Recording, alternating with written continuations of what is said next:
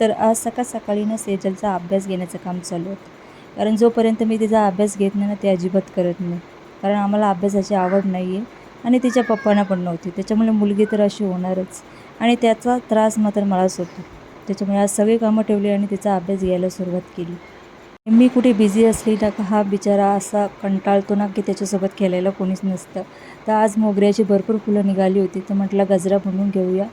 तर गजरा मला काही इतका परफेक्ट येत नाही, पण माझ्या परीने जसं जमलं तसं मी करत असते.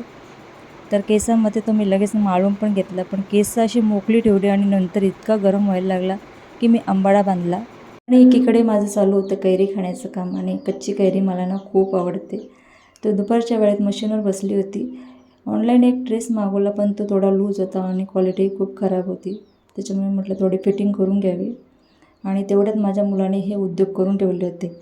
मी कुठे बिझी असले ना का त्याचे असे प्रतापे चालूच असतात. खूप राग आला होता.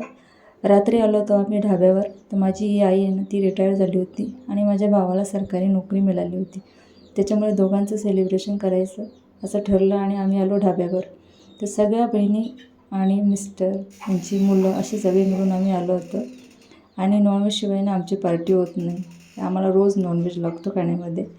आणि सगळं खाऊन वगैरे झाल्यानंतर अशा सगळ्या बहिणी माझ्या बाहेर बसल्या होत्या गप्पा मारत. बाय.